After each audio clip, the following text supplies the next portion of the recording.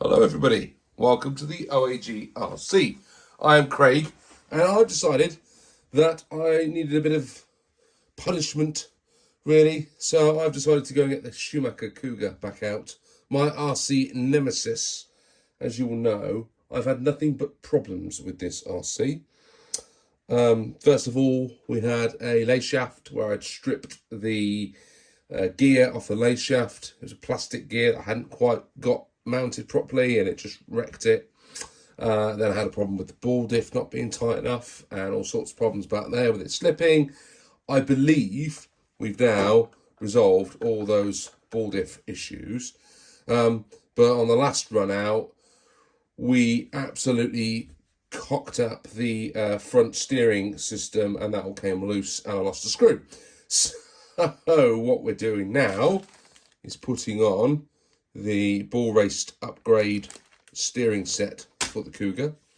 I also have a nice Power HD high speed servo, which I think the specs on there are, where are we, 0.14 seconds, delivering 9.8 kilograms of torque. So that should be more than enough to give this a bit more responsiveness.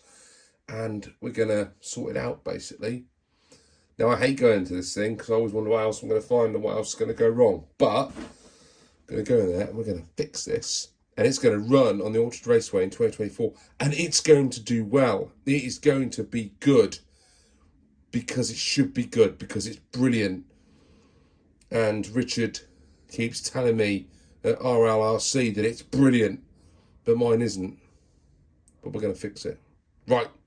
Let's take it apart. Let's get it sorted. Let's get it fixed. It's like returning to the scene of the crime. In frustration, I just ripped all the electronics out of this thing and was like, yeah, I'm done with it. Cougar's going for sale. And now I've just got a load of bits in there, all in pieces, which I've now got to do something with. Don't fall out with your RCs. Right, first thing I've done is I've fixed up. I had a problem where these were wibbly wobbling all around and this wasn't tight at all. And what I did is I'd stripped out, and you can see a good example of one there. I stripped out a few of these. Now Tamiya's red screwdrivers have got a screwdriver, I don't know how easy you can see that, it's got an angled head, and that was able to go into the screw and remove the stripped screw, which was great. And what I've now done is just installed some stainless steel hex drives into there, and that's firmed all that up and making the maintenance of it a lot easier. I do have an entire hex kit for this, and as time goes on, I will take everything off and replace them with hexes.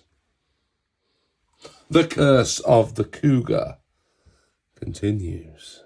So, what you'll notice is my servo doesn't fit. And the reason it doesn't fit is because it's too bloody big.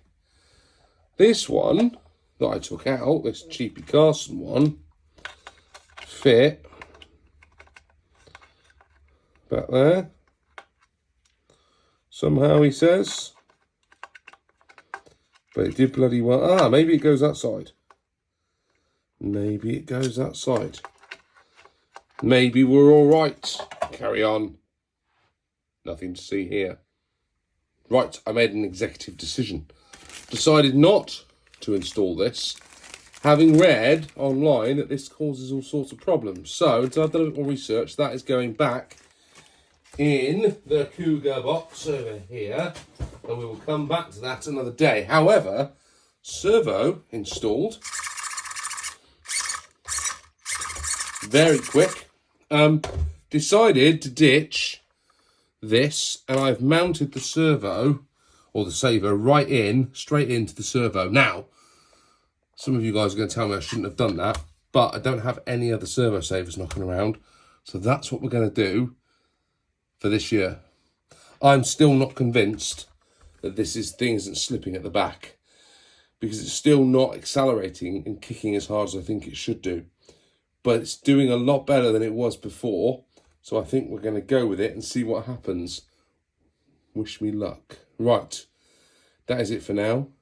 I'll see you all soon on the OAG RC. Bye for now.